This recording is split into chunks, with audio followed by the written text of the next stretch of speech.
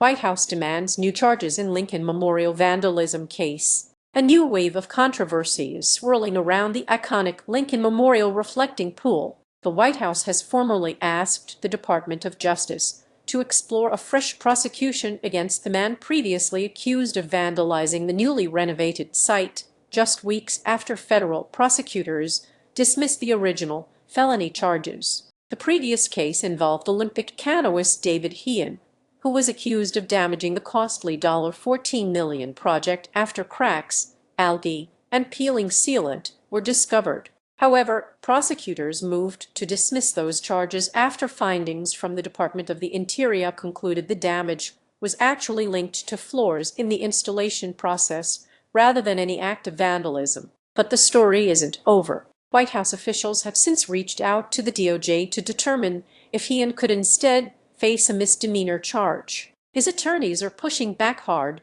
stating that pursuing a new case would only undermine the Department of Justice's credibility, especially after prosecutors already acknowledged they lacked sufficient evidence to support the initial charges. They called it a shocking first and a bizarre turn that would further harass an innocent man. The possibility of renewed prosecution comes as former President Donald Trump and his administration have consistently maintained that the damage was indeed caused by vandalism. Trump himself claimed slashes were found in the pool's material appearing to be made with a knife, and that people had been seen kneeling with their hands in the water at those locations. Hearn was identified as a suspect after he was seen reportedly tugging on a loose section of the pool's coating, continuing even after park employees urged him to stop. The estimated damage was about $1,000, leading to his indictment on felony destruction of property. Trump has been vocal, urging the U.S.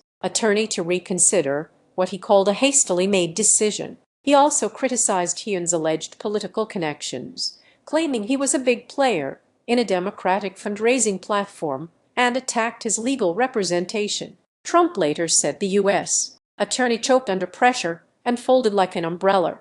While the original federal case was dropped, prosecutors saw a dismissal without prejudice, meaning the charges could potentially be brought again. As of now, no final decision has been made, and the legal battle over the Lincoln Memorial reflecting pool continues to unfold.